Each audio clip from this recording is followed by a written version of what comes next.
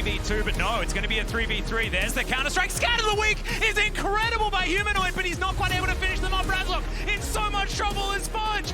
With the vision plan, so Blaber moving in towards mid. They're going to look for a dive. Yeah, they're going to pull him out with the all-out. Humanoid taking so much damage, and that's just a solo kill.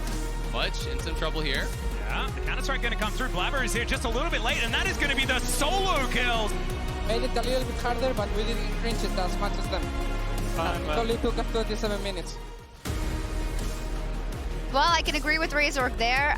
Made it a little faster than the one before that, but still, you arrive at the same point. You each won one game, meaning it all comes down to this final one for C9 versus Fnatic. And I'm really glad that it has gone the distance. Yes. Because it would have been kind of a dud if not.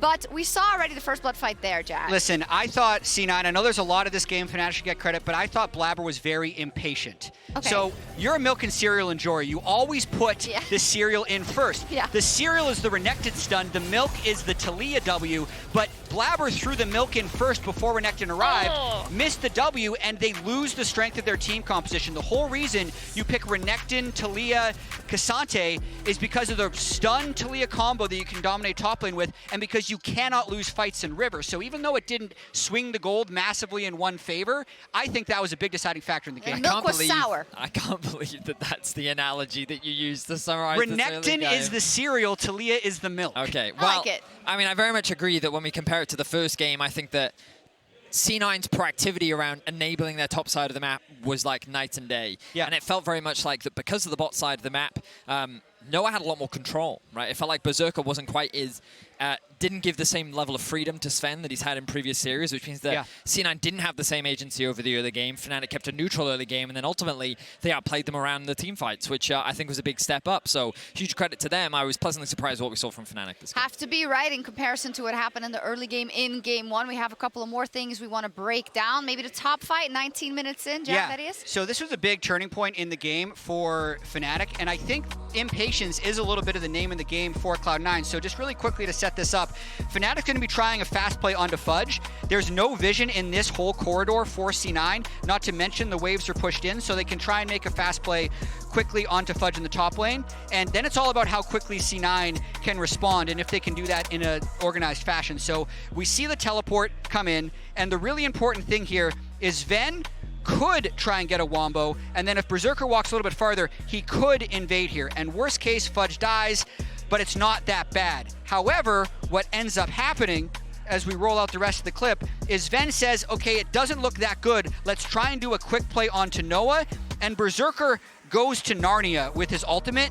Imagine if there is a Xayah and Rell in this fight. I don't think it necessarily goes as well for Fnatic, but with the way it did end up going, it kind of catapulted Fnatic ahead in this game, as you can see the rest of this play out. I think there was a world where you can actually get Berserker into the fight before Noah because of the angle in which Zven was coming from, and then the Berserker ultimate can then join the fight. Correct. Like, there's definitely a world where like that could have been a different fight, but again, C9 being a little disjointed when it came to the team fight, and this is something we've seen briefly in their series versus, or their game rather, versus BLG. And again, like in that mid game, sometimes we see these blunders around these fights for C9 that Fnatic have been able to take advantage of in game one, and they took advantage of again in game two. A few times indeed. I do want to shout out Oscar as well, because for me, you know, his recovery in game two, because of the shellacking he got in game one on the world stage as a rookie, I think that's something to shout out in this game, because it was also pivotal. You know, you don't want to have that lane losing on the top to start everything out either, and the fact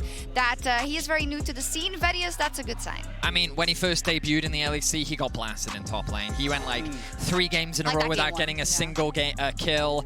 He very much knows what it's like to be bullied, to be isolated, and domestically he was able to bounce back. And I think that this time around, the fact that he wasn't getting perma-ganks by multiple people, he was able to play the 1v1 very well, even getting a revenge solo kill against Fudge. He did. Overall, though, we have to take stock of both of the games that we saw so far in order to perhaps predict what may happen in game 3.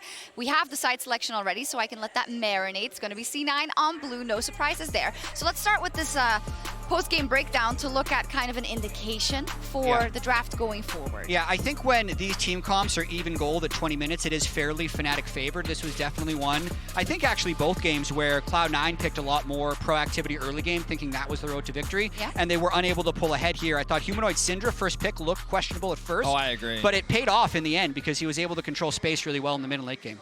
Yeah, the draft was a little bit concerning from my end when we look at what Fnatic decided to go for. I was a little bit worried the fact that they did put so much priority on the Syndra, and then the fact that they also then went back for the Xayah as well. I didn't love what we were seeing, but they got themselves the Jarvan, they got themselves some pretty good engage, and the reality is that in these fights, I feel like the Humanoid is able to find a lot of impact. In game 1, he was doing it on the Orianna. In game 2, he's doing it on the Syndra. But credit to EMENES, where he can, he is making his presence known, and I feel like both mid laners are showing the best of what they can do in this series. Yeah, I will say this doesn't include EMENES' 2 solo kills, but I think these stats paint the picture that the team is playing through Humanoid, and EMENES is not able to sync up with Cloud9 in a lot of situations. The solo kills happen, but they've been disjointed in team fights, and even some of his Yone plays were a little bit individual for EMENES, so I think he's playing better than those stats show, but he needs to link it to the team like Humanoid is if C9 wants to win this series. So more happy with kind of the cohesive unit that Fnatic was able to field in their game when it came to specifically the play around the key moments in the game? Absolutely. I think Fnatic and specifically Humanoid were just more connected this game than Cloud9 was. I also just think that like C9 have a problem with their Barons. Like the way in which they play around them, the way in which like whether they get the Baron or like what they then do with it, it's like C9 have a very clear issue when it comes to with the lead that they have, where to go from it, and then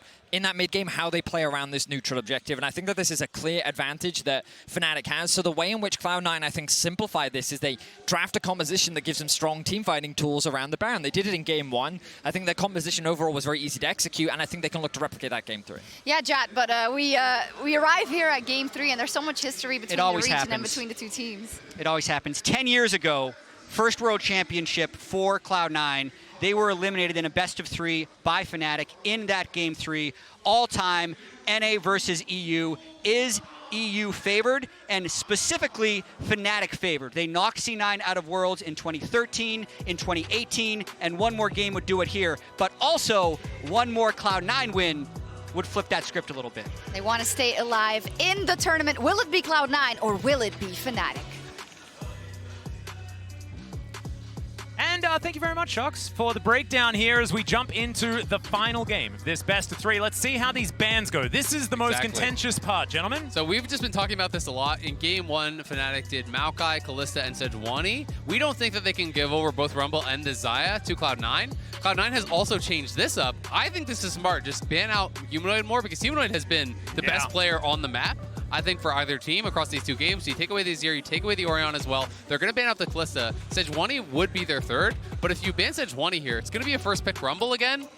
And, well, at the very least, though, then you could grab Xayah for Fnatic because there's not that trade of the Orianna. Yeah, I think they will ban the Rumble because even on blue side, they banned the Rumble, and you're like, look, Xayah, still an issue, but at least it's not the end of the world. Poppy's still going to be banned, so that will leave open the Renekton, which was the difference maker from the game number 1 draft into this one when it comes to ban. I think the Poppy's a really smart ban because if you're expecting this to be, you know, a Xayah ban or whatever, then you can do Sejuani plus Jax or Sejuani plus Renekton, and there's not really a good answer for Oscar, so that top side becomes very hard. If you ban Xayah, they get Rumble. If you ban Rumble, they get Xayah, right? And then I think Cloud9 is really set up well, so they're going to try to do a trade of OPs for OPs. So I actually think this is really smart. I still think it's going to be likely a Rumble, but it could be a Xayah. And your hope now is, okay, if you're thinking there's 3 OPs up, well, you do a 1-for-2 trade. I think you take the Xayah because, I mean, in the last draft, Fnatic showed, hey, we already showed our hand. We don't really want to take the Rumble. So now they are going to pick the Rumble. They'll take the Jarvan alongside it. But it's like, how comfortable are they actually on this pick if they weren't ready to pick it on blue side last? And Cloud9 is going to do Sejuani plus Jax. They're going to do Sejuani Jax, and then you have to be able to win this 2v2, right? And I do think Rumble can absolutely win that 2v2 alongside the Jarvan. It's execution-based, of course, but you have the Ignite advantage. But so much already, I think, is going to come down to these top lane picks. And this, I feel like, is showing, you know, the kind of issues I think that Noah has with some of his champions. You know, he's worried about these getting banned out, so he's going to pick this early. But this does expose Humanoid even more to more bans getting thrown at him. Yeah. But it is a really interesting adaptation here from Fnatic. Yeah, I think if you're Cloud9, ban Nico, ban Syndra, you're like, okay, cool, there's 2 very big follow-ups for what this is, setup is already there. And then you're kind of like, okay, well, what do you have in the tank then, Humanoid? I mean, that's so much that's already gone from the mid lane pool, but as you say, for EMENES, he still has a lot of fallbacks when it comes towards, well, I was going to say some of these more melee mids, and they're already being taken. I mean, you look at EMENES' champion pool for the year, that guy plays a lot of different stuff. Like, he is not concerned, I think, really about bans going towards him. I would consider just throwing bans. Keep throwing more bans towards Humanoid. Ban out the Syndra. Just keep throwing bans at him.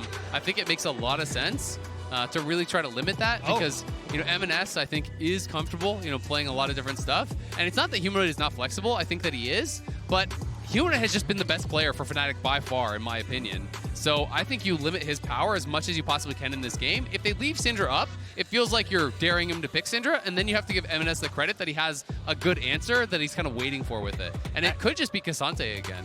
It certainly could. I really like the permafrost banning away here, just because Yone does have a lot of extra magic damage, the Akali, obviously, a magic damage assassin, and so now the Sejuani value in the mid lane may not necessarily mirror that of topside. You don't necessarily need to play towards it, but that is going to be the Renata band away from Trymbi, so going into his champion pool a little bit deeper, but there's a Nautilus, so he may as well just lock that one away. But that's showcasing that Cloud9 want to go full dive, right? And if you're going to pick full dive here and you're worried about that Renata, like the Renata is so good as an answer into this. Of course, you're still getting a really high tier pick here. It is going to be 5th pick for Humanoid. So EMENES could go Syndra. What do you think Humanoid would go in that case? That's actually, because I was even looking there, I would like to say something like a Nico or something along those lines, but actually looking, he's only played one game all year long on the Nico, and it was a loss. So, and it's not something that I'd usually associate with Humanoid. It would more be like the caps and that kind of stuff that I associate him with. So I am curious. I think Nico is perfect in this scenario if the people are looking to dive on you.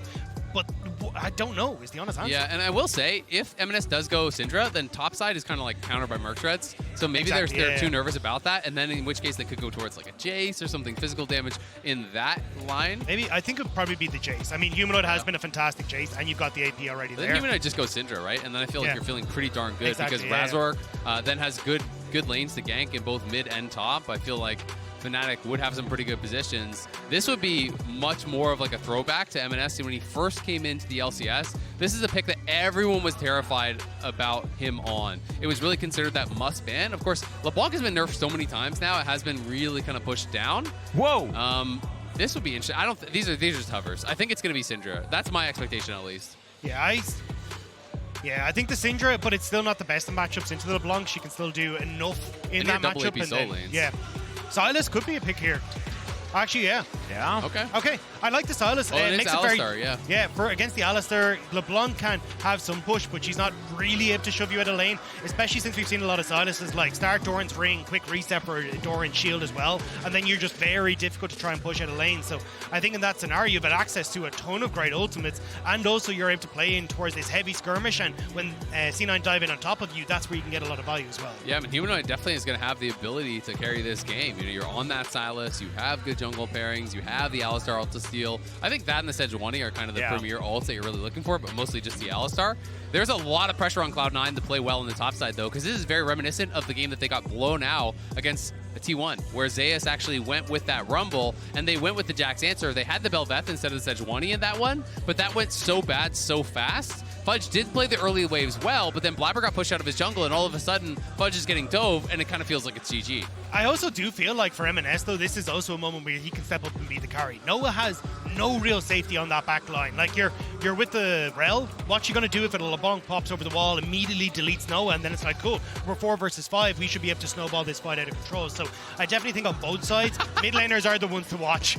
The most measured of takes. Yeah, I just wanted a smiley face underneath. It's like, I just don't want violence, guys. Both teams have fun. Yeah, it's I hope everyone has fun. Yeah. Let's just have a good time, everyone. Let's see who has the most good of a time as we hop onto the Rift here for the final game. Blue side's been traded. It's been a victory for both teams. And now we'll see whether Fnatic can fight back against that with a decent draft, or whether C9 can be the ones to take it here as we jump into the Rift for game number 3. Already really calling out to me is the fact that Oscarinin is playing TP. He is not playing Ignite. So losing points with on the Huni scale. He is going to be playing a much less aggressive. I will say this is more measured. If it goes bad, it's not going to go as bad. And if you don't think that you can win the 2v2 against the Sejuani Jax, this is just the objectively correct choice. But what I will say is your kill pressure is way lower against the Jax in the 1v1. And this does mean if C9 can do well on the top side, get Fudge into a good position, I feel like you can get much more quickly to that point where you can just straight up win out in the side lanes. Yeah, especially when you've already got Humanoid, who in theory in this matchup should be shoved in, opening up EMENES to start to look for these roams. So I think Razork is definitely going to have his work cut out here to try and disrupt that Cloud9 play. I think the 3v3 on the top side of the map is where my mind is going to go. That's the whole series, no? It's been the whole series, and that's what I'm looking out for now, as Blaber is going to close in on Humanoid, and he's just going to dash away. Yep, sometimes you just want to abscond from the whole situation, and Sylas is pretty good at it. No. In this case. No, not in this case. That would be a silly choice. Fnatic now going to start off on their blue side. Blaber a little bit more lonely, doing exactly the same thing. And, oh man, I can't help but want the camera to just be in top lane the entire time, just to see who is going to be able to get that early advantage. Get, like, the first-person POV, where they're just, like, zoomed in on the character. Yeah. Really experience what it's like. First person. I want to see first-person view. Exactly. Just stick up the health bars. Let's just make it a fighting game, to be honest. Ready, fight! And we don't quite have Rumble and Jax in the fighting game yet, but maybe they'll get there in the future. Maybe they just haven't told us. Hey, that's true. Maybe we're doing spoilers by accident without actually knowing anything. That's not a spoiler. That's just a beautiful prediction. Hey, there it is. That's all of my can't things get that I've fired for spoiled. predicting something. Yeah, I know that's true. Otherwise, I would have been fired long ago. Same. For things like my Breon predictions and certain Humble Life Esports predictions. Is now Fudge going in onto Oscarinin, and that is going to be a decent trade. Probably the best you can hope for as the Jax at this point in time. Yeah, I mean, Jax in the early levels, you can get the push. You're trying to look for that bounce. Feels good. Yep. Not as good. No. But you get a two-man pulverize. You're going to walk away from the situation with not very much health bar, feeling great. And then you just say your teammate with, where's the follow-up? Yeah. Come on. Yeah, exactly. Guys. Question mark ping him. Yeah. Like, you're good. Yeah, that's the best way to keep up morale. In a I think you ping your like jungler in that case, because you want to keep up morale within the 2v2, No jungle? right? Jungle AFK farming? 6 camp clear? I just hit a two-man pole. Where were you? I will say, though, I like that Zven is now taking that opportunity to actually go in and roam. All right, get that ward down so they can spot out exactly what the plan is from Razork, because they didn't have a huge amount of information. Now Razork on that top side, but the wave's in a terrible spot for Fudge. Yeah, he's going to have to back away. It's bouncing. Honestly, it's totally fine. He should just back up. The wave is going to come to him, so he does not need to walk up. There's no reason for him to ever walk up, and honestly, he should not even be playing that close to that brush. Oh, no, the flag is going to come down. That is the E button. And Fudge is going to be A-OK. Yeah, that was honestly pretty well done from Fudge. He's playing right on the range there. If Razork flashed for it, he gets knocked up, but I still think you're going to be okay in that situation because he got the E down so early that there's not going to be a lot of follow-up damage. So credit to Fudge, playing that line well. He had the wave bounce, so he was honestly in a totally fine position. EMENES going to be having push here in mid. The question is just how much pressure can he keep on? Can he keep Humanoid kind of locked in lane here? And also, how much gold can he get with this first strike? Because I do think it's going to be a lot harder for Humanoid to kind of get value of that, in this melee versus range. Obviously, it scales really, really well. It's not just an early game rune. Of course, it's actually much more of a late game rune. But it does still feel really nice to get those early item completions when you're able to constantly proc it in lane. Yeah, I mean, you'll see, though, kind of what we were talking about with Humanoid, where he goes back. He started off with the Doran's shield. You go back at Doran's ring, so you're not going to run out of mana. And at that stage, you kind of have your Q spam, because you'll have 3 levels in your Q. So you'll be in perfectly fine shape now as Humanoid to just try and manage the early lane state. And try and, as you say, scale to that later point off of 2 items where, honestly, the entirety of Fnatic, apart from Noah, comes alive. Well, chains are going to go slightly wide, and EMENES is going to pop the Sigil of Malice. Going to be a decent trade there as Blaber is taking his Grump on full vision of Fnatic. Yeah, exactly. EMENES basically got stopped on his base. Humanoid warded over the wall, interrupted him, so then EMENES just went out. And you're just spending your health bar to get a little bit of a trade before you go back to base, and then you TP back. And then he's hoping that he can maybe hold that wave off the turret to deny Humanoid from going back and kind of create that HP advantage that way. We'll see if he's going to be able to get that base timing, though, because EMENES got delayed on his base again, which is kind of putting him in this awkward spot where now he has to stay around for another wave. And sometimes you can kind of get awkwardly locked in the lane a lot longer than you would like to be. Yeah, Humanoid not going to find the chain there, decides not to go in as EMENES is in a whole host of trouble. There is the Arctic Assault to come through from Blaber, and that is going to get the flash out from Humanoid. Nicely played, but right on the edge there from C9. Right on the edge, but this is brilliant. If you can actually get back, TP back, because now there's no flash, there's no TP on Humanoid, and he's lower on resources here, and it's going to be EMENES coming back with both summoners. Well, his flash up, he's going to spend the TP, and a full health bar and mana bar. Yeah, even picking up the blasting wand off the back of it, Dark Seal, he's going to be doing a lot of damage when he comes back into this lane. And you can see, even though you're picking up the bits and bobs for Humanoid, you are delayed on hitting things like the Lost Chapter where you can actually start to trade effectively. So EMENES is going to be in a great spot. You've already got Zven. We've seen him gank this top side a lot with Blaber, and Oscarinin isn't ready for this. Yeah, there are a lot of people up here as the equalizer comes down. Oscarinin, I think, knows that he's going to struggle in this one, decides to get as much damage onto Fudge as he can, and he's running back towards the enemy turret. There's the permafrost, there's the pulverize, and there goes first blood for Fudge. That's massive for Fudge, and that kind of is a little bit of that ignite, that you're missing, where you can't pressure for that kill, right? So he drops the equalizer, he uses his damage, he doesn't have that total amount of damage that he needs to actually go for a kill, so he just has to look for the run, and now EMENES trying to harass Razork here. Yeah, getting a bit frustrating, but he's just going to go back to his distortion. Ward goes in, and I think Fnatic should be able to collect this first dragon. I will say, I think it was a little bit greedy from Oscarinin though, like trying to stay underneath the tower, pressure with the flame spitter when you already have your jungler on bottom side, zero vision on that top end. Like, there was no reason for you to try and be up that far in lane. You had already crashed it. So, I mean, nice punishment from C9, but Oscarinin should never have been in that position. Exactly, and we saw Fudge in that position earlier in the game where he played with respect to it. He didn't walk up to the wave. You have to kind of balance it though. That is one of the problems with Rumble, is that Rumble has to kind of be harassing and be aggressive into this matchup, because if you just farm even against the Jax and you play too passive, well, the Jax just kind of outskills you by default. So you have to really walk that line well, and it means that you have to really track the enemy jungler well, track the enemy support well, to know when you are in trouble. Yeah, the real thing is you can use information so much better as the Rumble, but if you don't have it, then it's hard to know exactly when you're supposed to, press your buttons and actually get those leads, because if you don't, like you say, you're just going to sit there and let Jax be Jax. So it is going to be a lot of the initiative. Like, Fnatic is the one that needs to be making the early plays towards the top side of the map, but they do still have a whole bunch of scaling options elsewhere, right? So you don't necessarily need to feel as pressured. Fudge still should be that win condition for C9 if they need him in the later stages of the game. And he'll be set up really well for success in the side lanes, because if you pick up a bit of MR, who's going to answer you in the side lane? Humanoid or Oscarinin, right? So you're going to be set up well for that success in the side lane if they want to play heavily towards it. And Blaber just heading right back up there. If Oscar oversteps, this could be another kill. And Blaber could even just go for the wraparound. They have a track on that ward, potentially. So he's just going to be starting up the Herald. You can see Razork coming down. Mid lane is kind of in parity right now, so this is maybe a little bit of a risky take. We'll see, though, if Cloud9's pressure in mid is enough to grab it. Yeah, flag is going to be in there, but it looks like Razork does not want to head over here, understanding that he needs to relinquish control of this top side. And that is going to be C9 getting the first topside objective in trade for the dragon that Fnatic already picked up. Nothing really in it as far as advantage for either team, though. Just a lot of these micro leads, and of course first blood going to C9, but anything could still happen in this game. You have to say, though, it's a 1k gold lead and they haven't dropped their Herald, so I think they're in a pretty good spot, and they're looking for a dive. Now the two-man pole is going to come through. There's the crash down, but it's the Featherstorm that's going to answer, and Zven is the one that locks down that kill, and now Noah, can he answer back? He's got red-white guns, but Berserker's feeling good, and that is going to be the tanking done so beautifully from Zven as well to make sure the Berserker's all right. They get a plate off the back of it. And that's the power of the Alistar hitting 6. You got that push, you hit level 6 off the wave, and immediately dive. Top. Oh dear, level 7 here for Blaber as the equalizer comes down. C9 can move out of the way of it if they would like to, as now Fudge dives in. Razork is going to go the opposite direction, though. The permafrost not quite in range as Blaber does find it. The fade away with the ultimate, and Oscarinin just has to let his jungler die. I mean, Razork just went way too far. He gave away a freebie there, as Cloud9 was just instantly disengaging when they saw that Razork shows up, and the equalizer gets dropped, and if you don't have a high-value equalizer, there's no damage there. And Berserker looking.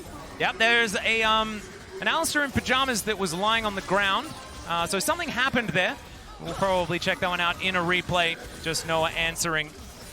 And Berserker is just going to look to hold on to this wave. So not the most massive of advantages. I do agree with Xayah, though, going back to that top lane play. I mean, you get complete discoordination on the ultimates coming through from Oscarinin and Razork, so that's the turnaround that C9 needed, and once you're able to focus down one of these members, you're in a good spot. But we're going to get this play on the bottom side to see exactly what's... Oh, this is actually the initial dive. It's the first one, right? Yeah. Level 6 hit up by the bot lane of C9. You don't have level 6 on Trymbi to try and disengage from this.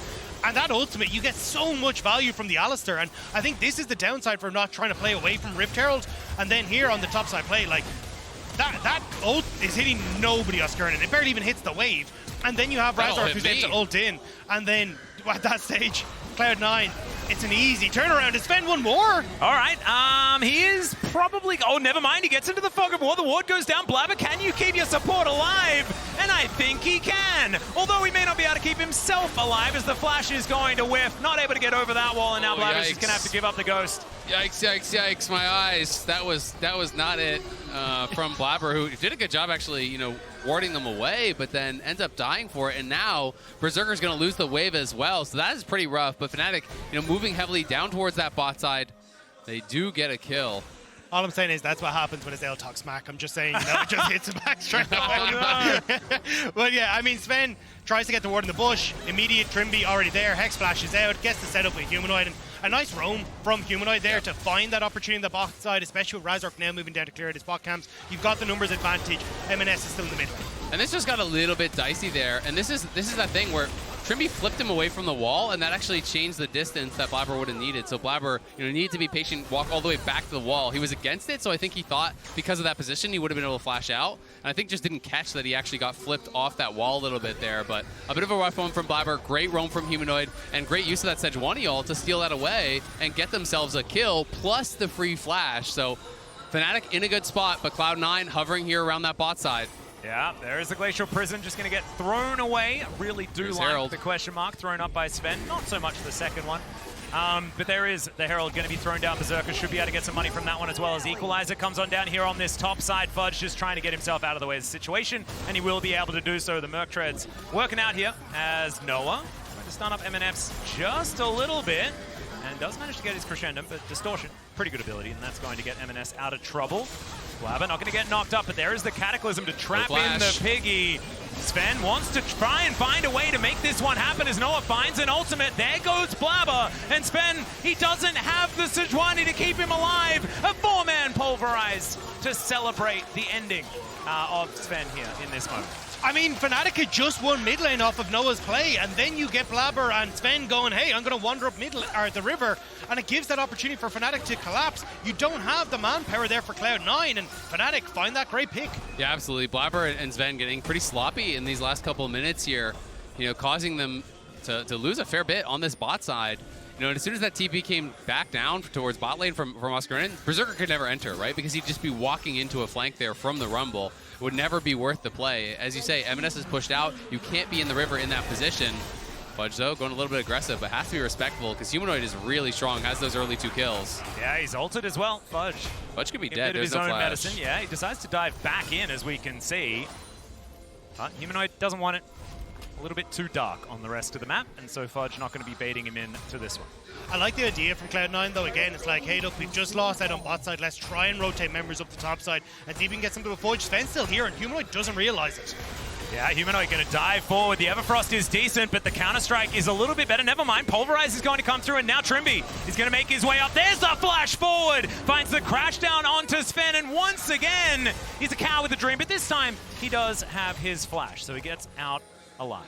The chains from Humanoid were massive there. They locked up Fudge just long enough where Humanoid was able to escape and not get caught. And Zven is caught, though. Oh, dear. Zven does find a decent Pulverize there to try and keep himself alive, but he's not out of the woods just yet. Humanoid was tanking up the turret as now Blaber's looking for him. The Everfrost is decent, but the Glacial Prison is better. Kingslayer keeps Humanoid alive, and now Razork's looking for Zven, who just headbutts him away. The Cataclysm comes in, and he's walking circles literally around him. And now EMENES wants to finish this one off. He's got a Magnet Storm to contend with, but some low health bars on Fnatic means this one is all coming up C9. Humanoid gets himself a Feather Storm in the nick of time, but the Q comes in. Berserker, he really wants this, but it's Blaber that's going to be the one to help lock it down.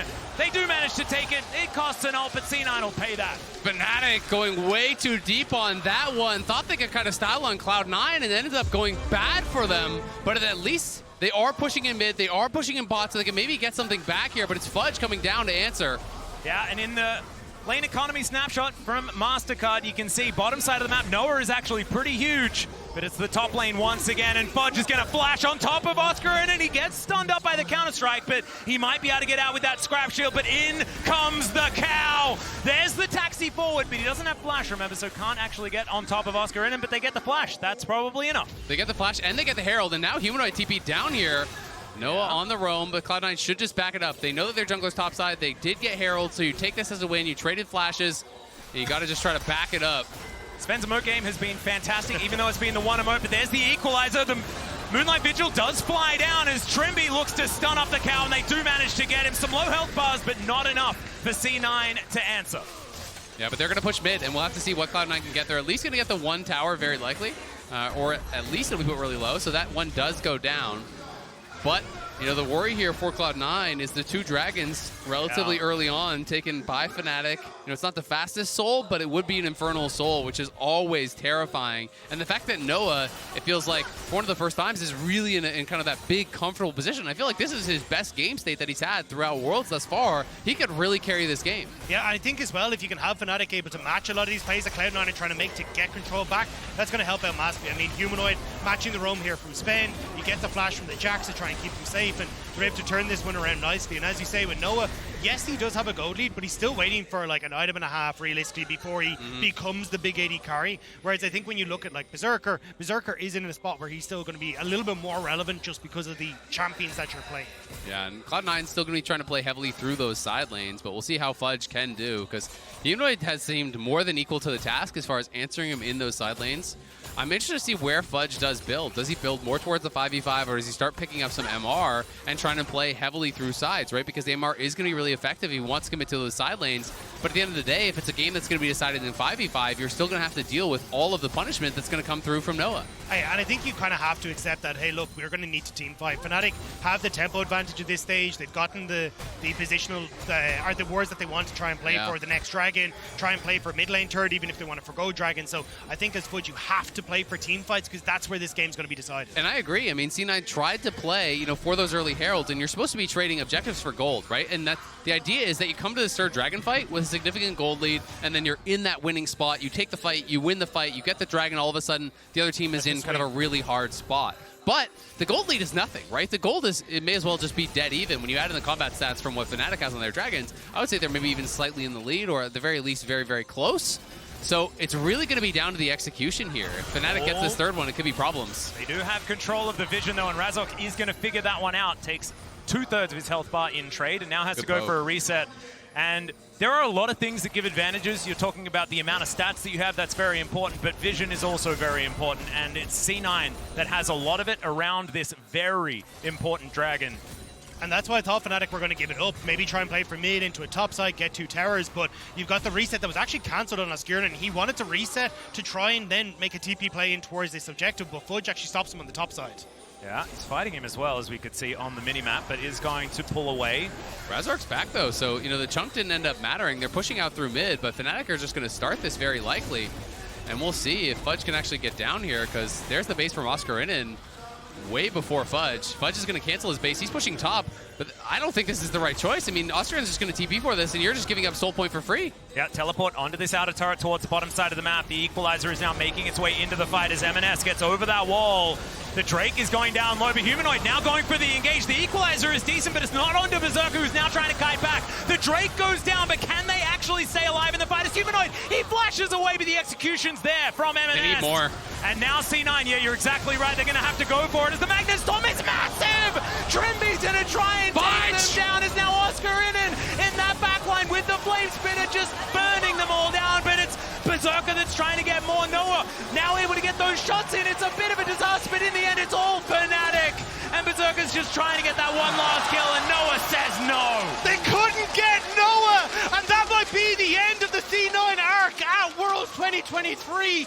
What a fight from the Fnatic AD carry, who's been doubted for so long at this tournament. I mean, Cloud9 just showed up way too late to this. The fact that Fudge cancels his base, by the time they arrive, they can't even really fight for the dragon. Imagine if Fudge is here this early. Humanoid going forward would be punished so much more heavily. But instead, the dragon goes over pretty much for free. Humanoid gets put low. Cloud9 know they need so much more from this fight. They need to try to funnel in, and that's where Trymbi finds this angle. Razork goes in, Trymbi goes in. Berserker is free firing, but that ulti from Noah, the AoE was massive, and then Fudge flashes in the backline, but he's zoomed. He didn't get to base. He's out of mana, couldn't actually push forward to try to get the kill on Noah. Also, the fact that Razork doesn't actually stick around in the Cataclysm. He pieces out, which means you've still got peel for Noah at the back end of this fight, and then you're able to follow through with the damage Oscarinin has on this Rumble. Really well orchestrated fight, and Fnatic want more. Yep, the first big win here in this game goes to Fnatic, but the game is not over yet. They do have Infernal Soul, which is so important. Zven also doesn't have a whole lot of his health bar, does get a decent shield, but the will not quite as unbreakable as you might assume. And like you say, now 4 versus 5 in favor of Fnatic. They can head towards Baron. There's no TP. Fudge has to run. You know, I think that C9 have really bungled this. They totally failed their setup at that 3rd dragon. Now I think Fnatic get a free Baron. I think this is it.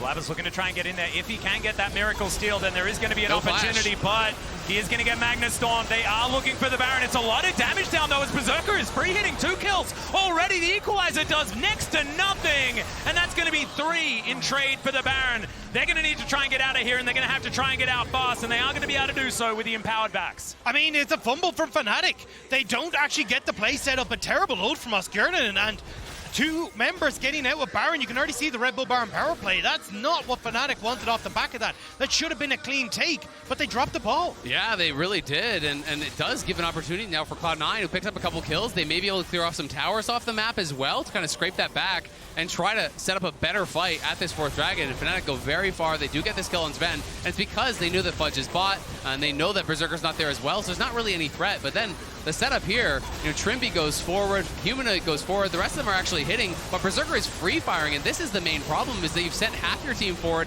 half your team is actually still finishing. Oscarinin whiffs his ult, Noah whiffs his ult, and Fnatic, you know, don't really coordinate on either a turn or a finish. And that was what I was talking about, the 280 carries, and Noah might actually still be in trouble. Oh, the EMENES looking to chain him up. It's a lot of damage being offered back as Noah is, just going to make sure that EMENES gets out of there, and he is going to do so. So a trade of health bars, not too much else, and the cleanse going to be utilized. That's the Cloud9 being able now to get control of the map, though, which is exactly what they need against this Baron buff. Like, Noah is one of the few people that actually has one on Fnatic. He's taken off the map. It makes it more difficult to try and play around the lanes, especially for Oscarinin, who would love to be in a side lane, threatening top lane towers. So it's Cloud9 slowly but surely, like, pushing Fnatic back and preventing them from getting anything here. Yeah, they are. I mean, the Baron power play obviously not working out for them. EMENES, I have to say, doing a good job finding poke constantly throughout this game, you know, poking and prodding, trying to get advantages where he can.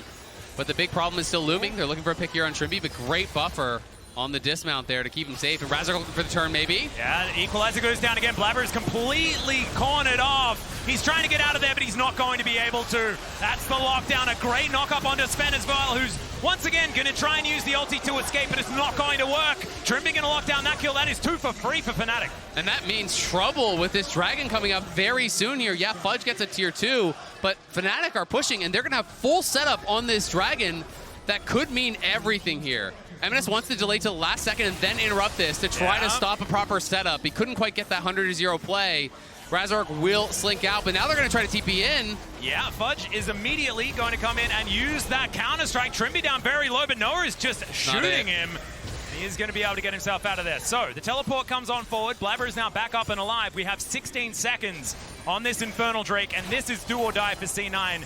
Infernal Soul is very difficult to deal with. They need Fudge back out on the map, though. He's just reset at the same time as Fnatic are all coming in. TP, actually, Fudge is going to stay out. And he's low with no ult. Yeah, and I mean, the LeBlanc TP's into the bot side. EMENES wants to try and push these waves, so maybe he can play in that dark vision that we have in this bot side jungle of Fnatic. EMENES needs to pick off a key member here. I mean, the big hope is Noah. Noah has no cleanse. They have to try to get in on him at 100-0, but Fudge in an awkward spot. He needs to get over this wall. Yeah, the chain's going to miss. Noah is finally going to turn up, has the long-range guns for this fight.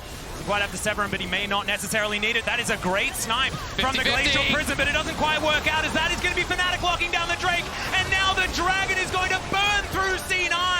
They try to get one back, but it's not going to be enough. Berserker, the cleanse, he just can't cleanse the death, and Noah gets a double in the fight, and Fnatic are rolling over C9 now. They needed Noah, but Cloud9 could not find a way into the backline. Everyone was marking EMENES, and with that Fnatic, they get the soul, and they might have just kept themselves alive here. Massive for Fnatic. They're just outplaying in these setups. They've had better setups. Noah is massive. Cloud9 can't get to him. And it's all about the setup for these fights. You know, the earlier problem, Fudge TPing in, it feels like Cloud9 wants it too bad. Where is Fudge in this fight? He's fighting with Trymbi. He's not able to actually focus into the backline. He doesn't have his ult.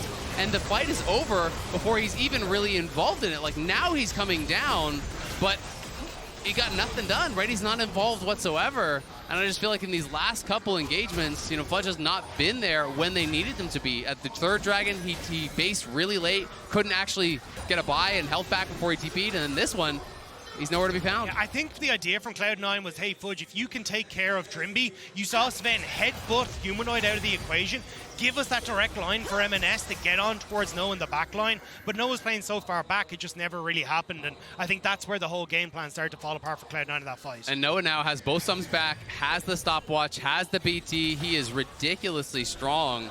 And the poke from EMENES is not going to mean much of anything at this point. So Cloud9 maybe get one more fight here where they can try to make some sort of a miracle happen, but they haven't been able to get setups on even more kind of a better position, and now they're down 3K plus the soul. It's brutal. And this was the champion that we saw Noah perform on when he first joined the LEC. Like, it was basically Aphelios every single game. He got up to a 78 KDA. This was the champion Noah made his name on, and we haven't really got to see him go back to this pick because it slipped out of the meta, but in this game, Noah is showing just why he was so strong on this pick. I mean, this is what Noah was good at, even in the LCK as well. He didn't play all that much, was mainly on Challenger for KT, and it's a large reason why. I don't like to talk about the history of Noah because KT has that air of mystique. If you tend to say good things, the opposite tends to be the result. You couldn't have waited till after the game? Ah, well, look, I want to keep it interesting, and honestly, the amount of cursing that's happened on the other side, I'm only evening it out. As Noah now moving towards his mid lane. Yeah, I was going to come back from here. Congratulations, Fnatic. Right, yeah, I think we should crown them now. If I could put my fingers in my ears right now, I would, okay? It's all right, everybody else can hear. 8-0-7, though. Noah is indeed legendary on his Aphelios. Razork now pushing further forward. Can Fnatic get that Baron set up to make sure that they lock this one down onto 5 members this time and then just push down freebie, the enemy base? It should just be. Yeah, I don't think Cloud9 are even going to look for it. You can see pings towards that bot lane for Fudge. You're just going to keep pushing this up. They're probably not going to look for anything besides, you know, maybe the Elder. You try to come out and you fight the Elder. You pray that you're able to hold. You pray that you're able to steal an Elder and then maybe kind of steal this game away. But it is an incredibly difficult spot, and EMENES playing with fire. Yeah, it does have Distortion, does have Mimic as well, I hope. That is not actually there, as he is going to go into his passive, and they find the right one. Oh no, it's the wrong one! Even I got trolled there, but they are still able to grab this. But it's a 1-for-1, and you'll take that if you're C9 and you're this far behind. I think it's Cloud9, you have to try and make a play right now. Humanoid's on bot side. Can you find this engage while it's 3 people before Humanoid can join in? Blaber's looking. Yeah, they do finally see him, but is it too late? That's the question. They have to lock down Noah if they want to get anything done as Fudge. Already down to 50%. That equalizer was a whole lot better, and they don't find too much more. Fudge is going to go down, and now Sven's just trying to get the CC, but Noah is just a raid boss. He is just too massive on this Aphelios. I feel like we're back to the old version of this champion, and that one was too oppressive. Noah is just reminding us what he used to be able to do, and he's doing it now on this patch of all things. Fnatic now pushing in. They are going to be able to take the inhibitor turret towards the top side of the map. Inhibitor going to go down as well. And he's now 10-0-7. He's just too big. Yeah, they just can't deal with him whatsoever here. Cloud9, know that their windows of opportunity are so slim. They're trying to force a play here when they see Humanoid elsewhere on the map.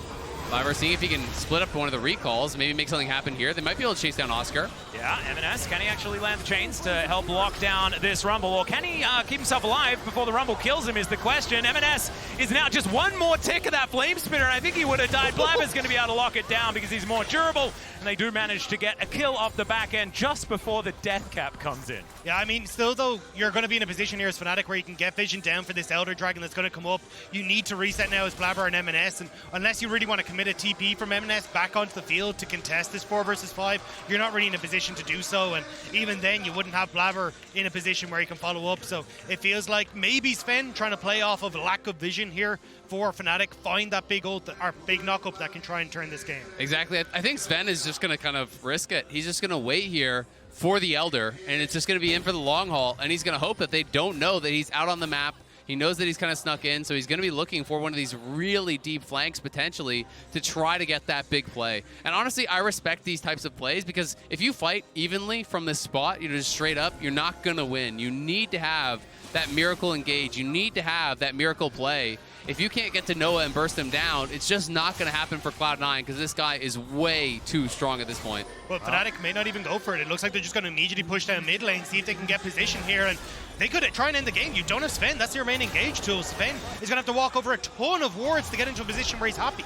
He doesn't want to give this one up, though, because he spent so much time avoiding all of this vision. He's still channeling the back as C9 look to try and defend, but every auto Noah throws into this turret is a dangerous one. The Baron's expired, so he knows that they're going to come over towards that Elder Humanoid, now. he finds the Glacial Prison that he stole away, and Oscarinin's the one that finishes off the kill on EMENES, and all the while, Zven is biding his time, waiting for his opportunity. There's pings down. I think they know that Zven's missing. They didn't see him underneath the tower. They're expecting the cow to be somewhere, so the cow has to back away. Fnatic get the pick off a Humanoid, and they'll get the Elder Dragon. Humanoid just coming up massive there, locks down EMENES. He gets burst down, not playing Merc Shreds, obviously, and that CC layering was perfect from Fnatic. They're able to kill him off before he can jump to safety, and now Elder plus the Soul, Fnatic marching down mid, and you have to think Cloud9's time in this tournament is over.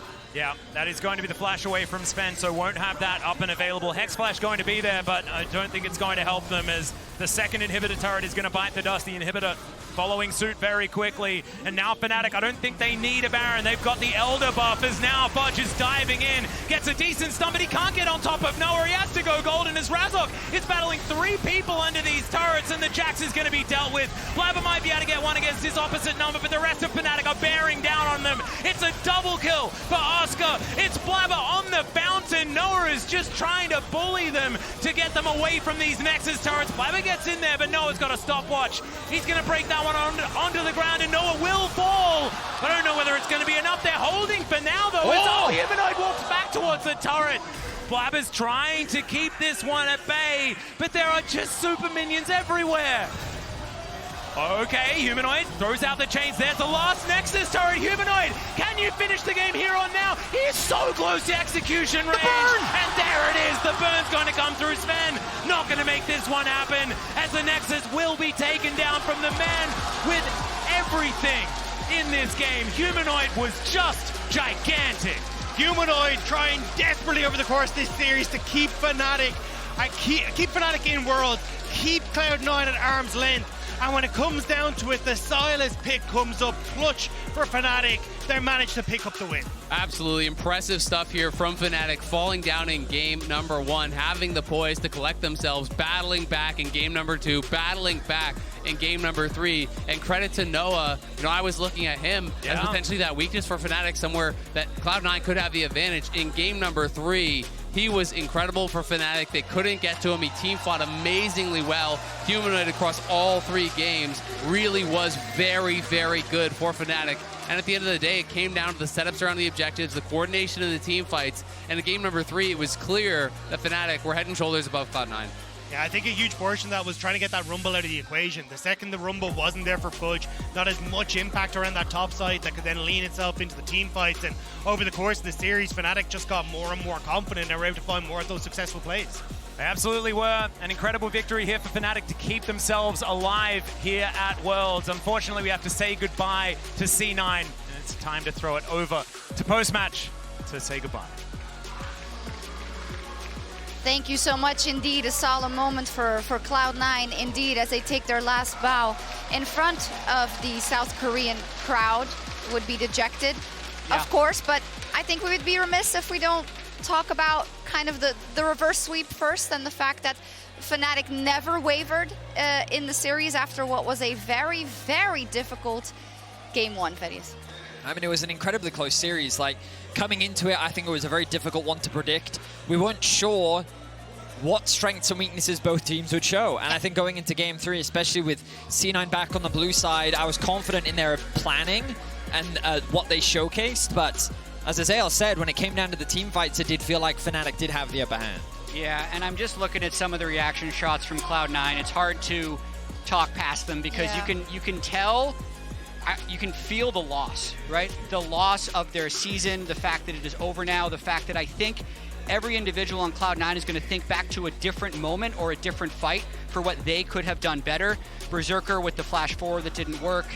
EMENES with some of his plays. I think this was a very close series, I think, is what I'm trying to encapsulate, and Cloud9 feels it that way. So these are the most heartbreaking losses to have. Oh, absolutely.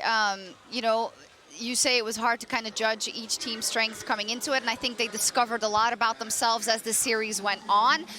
Maybe specifically Fnatic, I will be the first one to say that I didn't have that much faith in kind of the Noah Aphelios when I saw it pop up in the last one. It's not something that we had seen so much, but Verius, he did fantastically. I mean, it was Jad that reminded me when we were first introduced to Noah, it was Jinx Aphelios, that kind of meta, right? That's where we got to see him thrive. That's where we really got to see some of his potential. And to put him back on this comfort pick, I think was a really big advantage for Fnatic. And we talked about how he can be a top 80 carry if he's just given the ability to, or rather, when he's given that confidence.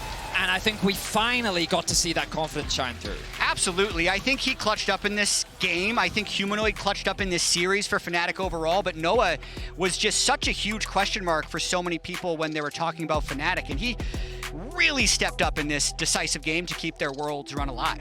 Is there anything that we can point to, Jad, in the terms of Cloud9, because it was so close, and I know it's really difficult, but would it be the not being in sync in certain key engages, or what would you say? It's tough because this is a game where it felt like they had pretty good conditions in their lane. They got an early kill for the Jax versus the Rumble to maybe win side lanes later. They had a 2v2 turret dive bottom where they were getting the Xayah ahead, but it was honestly just in some of the crucial team fights where they fell short. I really do think that Blaber is a world-class jungler. Like, I think that it's easy to rag on North American players and talk about how, like, they always fall short internationally, but I have to give a huge amount of credit and respect to him as a jungler because I feel like that every single game he does his best to make his presence felt. And I feel like that it's frustrating, but you always talk about that potential. You can see the ceiling with this Cloud9 roster, but they weren't able to hit it this time around, and we'll have to see what they're capable of doing next year. Yeah, we can't forget that this is still elimination bracket. Regardless for Fnatic getting out the win, they'll have to get another one, and they wouldn't have got here if it wasn't for Noah, and every second counts, and thanks to the reliable Cisco network, Noah stays alive and secures Fnatic a crucial team fight win at the third. Drake, I was watching it with the Korean casters, actually, because they're so great, and it was a moment, I can tell you that. I think if you're going to pick a moment, this is the series swinger, because the third dragon goes over and Humanoid sacrifices his life, which you would think gives C9 the favor in the team fight. But watch this, the peel from Razork and Trymbi setting up the Aphelios Blue Gun ultimate to take everyone on C9 extremely low, and then crucially, watch Berserker flashes forward but cannot get the kill onto Noah. Then at the end, giving over the bounty as well. This fight, I think, could have gone either way, but the seconds were in the favor of Fnatic, and Noah got really fed. It really was such a close fight. It could have really gone either way, and I feel like I am just repeating you because you've encapsulated how close that fight really was. Even after the Wombo combo, I didn't think Fnatic had won. Like, both Chad and I were backstage, and we were both like, it was so tense. It was such a crucial moment, and nothing but praise to Noah because he was instrumental in Fnatic's winning game. I was watching here, and you guys were in the room, and I think I went through the same emotions. I think you couldn't at any point think definitively that one team or the other was gonna pull ahead until it got to like those team fights where Fnatic just kept pushing. But we said it already, they are still not home free. Let's take a look at the bracket, and I want to remind people of where Fnatic came from in the first place in this season when they come out of the LEC and where they couldn't get anything done for practically the entire year, peaked so incredibly late, clutched it into Worlds, and now they clutch it again and reverse sweep to get into that next. Yeah, and they better watch closely. There are 10 different unique opponents that they still could face, depending on the results in the draws. They could, but now it is time to send it over to Lore and the victorious Razork in the Verizon post-game interview. And welcome back to the interview area as Fnatic live to see another day, and with that victory eliminates C9 from the competition. But let's focus on the winners here. I'm joined by Razork. Thank you so much for joining me. Thank you. You can breathe now. It's been a difficult one, and you were actually 0-1 in this elimination game, which is really hard. So I just want to know some specifics about the way you shifted things around and turned things around between game 1 and game 2.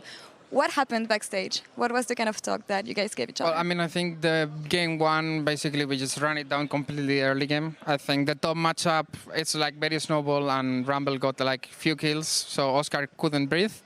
And yeah, I mean, we just said it's best of 3 guys. We have been in this situation a lot of times during this season, so we just refocus, try to another draft, and just go with better mindset, and yeah, we end up winning. I feel like you guys thrive in situations like this when you know that it is the last time, it is the last chance, so otherwise just go home. Yeah, I mean, for sure, I feel like players like Humanoid and me, we play better when we are with the back against the wall, because it feels like, okay, we have nothing to lose, right? We just try our best and see what happens. And yeah, I feel like Humanoid and me, we have no regrets in that sense.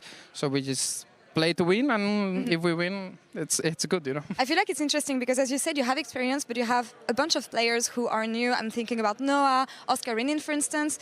And Noah, it feels like, has an extra pressure, especially because he's playing at home here, this first time at Worlds. Any guidance that you guys have been able to help him? Well, I think the coaching staff is trying to help him a lot. I think he's like very shy, or like he doesn't like to talk that much in official game, and in scrims it's just a bit hard. But I mean, today he has his parents watching him, so I think he was like extra pressure more than usual. And after the first game, probably he felt like he couldn't do much with the Ezreal pick, which I think he couldn't do much too.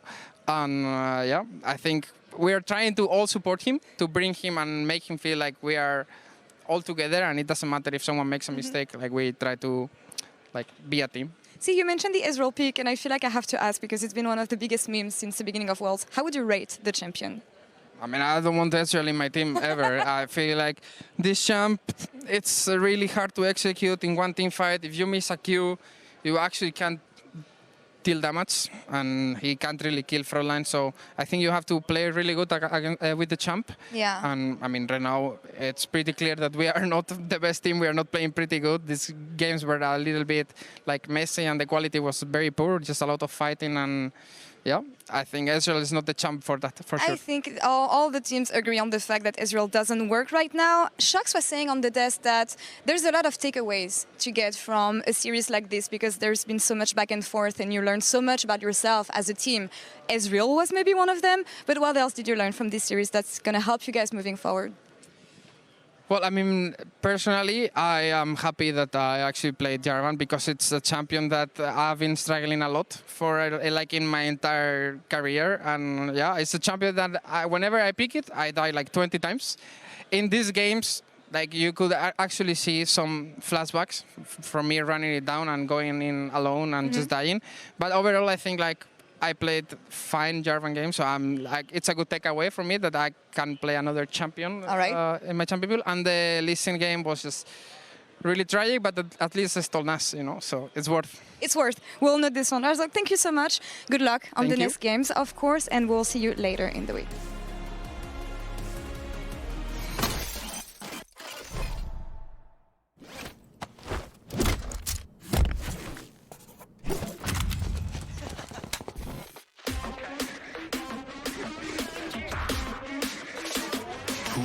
To a story, but they never tell my side. Never been the kind of guy to stay inside the guidelines. I know I'm the bad guy, I don't gotta ask why. If you try step to me, it'll be the last time.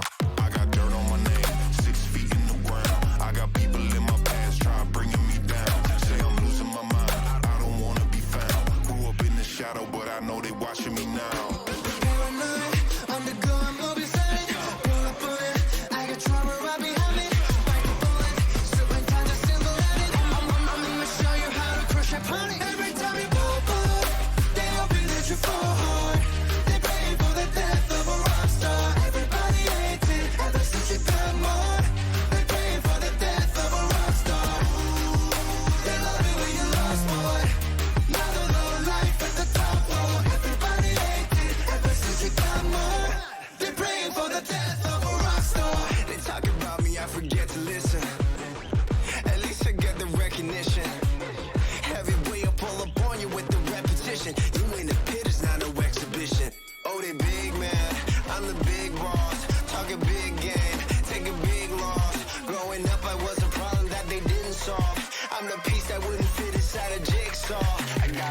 Punchlines in the quick jab. I'm running straight through, I don't got a zigzag.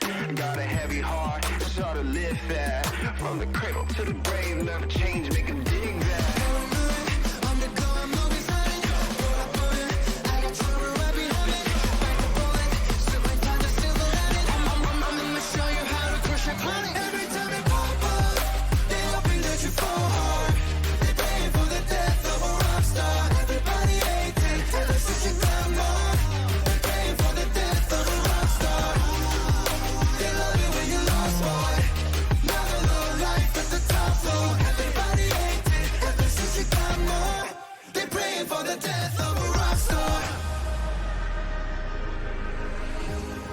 kiss me long the night with a rose. Hoping that the Eiffel falls, of course. You don't understand the life we chose. On life support.